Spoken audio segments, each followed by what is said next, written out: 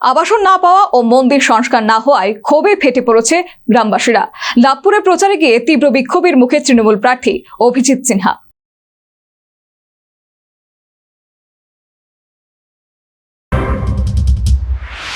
বীরভূম জেলার লাভপুরে প্রচারে বেরিয়ে বিক্ষোভের মুখে পড়লেন তৃণমূল প্রার্থী।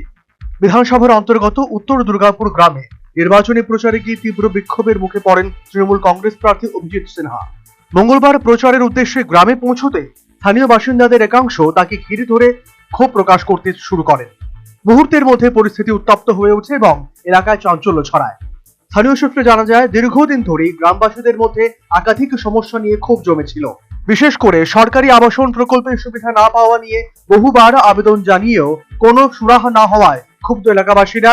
অনেকের অভিযোগ, তারা প্রকৃত উপভোক্তা হওয়া সত্ত্বেও এখনো পর্যন্ত বাড়ি পাননি। শুধু আবাসন নয়, গ্রামের একটি প্রাচীন মন্দির সংস্কারের আশ্বাস দীর্ঘদিন ধরে মিললেও সেই কাজ বাস্তবে রূপ পায়নি বলে দাবি করেন গ্রামবাসীরা। ফলে এই দুই ইস্যুতে দীর্ঘদিনের অসন্তোষ জমেছিল এলাকায়।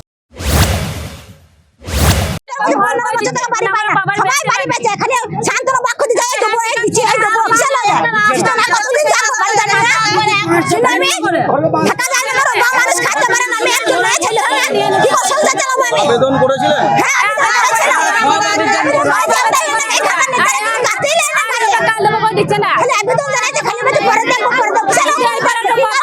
সেই জন্য কি বিধায়ককে আটকালেন?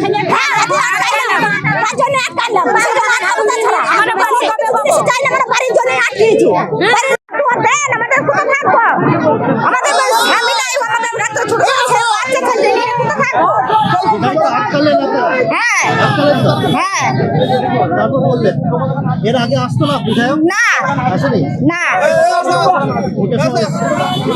আসতো, বলতাম পয়সা দিয়েছে তো কত কোথায় করতো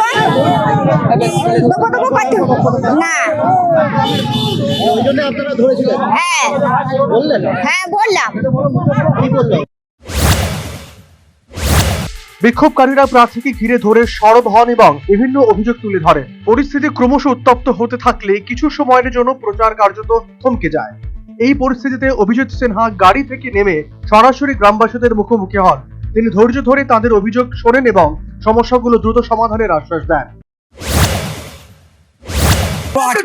কোনো আটকানো নয়, ওদের আমার প্রতি বিশ্বাস আছে। এখানে একটা ধর্মরাজ মন্দির ভেঙে ভেঙে পড়ছে। এই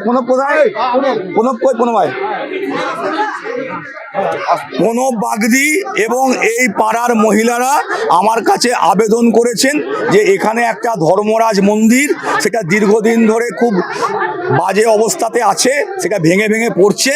যদি তারা আমার সহযোগিতা চাইছে যে আগামী দিনে যাতে নতুন করে মন্দিরটা হয়। আমি বললাম এখন নির্বাচনের সময়, এখন এই কথাটা আমি দিতে পারবো না। নির্বাচনের পর আপনারা আমার কাছে আসবেন, আমি নিশ্চয়ই ভোটে জেতার পর এই ব্যাপারে যথাযুক্ত যা ব্যবস্থা করা করবো। আপনি পনেরোর সঙ্গে কথা বলুন। কেন্দ্রীয় সরকার টাকা দেয় না, কেন্দ্রীয় সরকার টাকা দেয় না বলে বাড়িগুলো হয় না। কেন্দ্রীয় সরকার টাকা দেয় না বলে বাড়ি হয় না।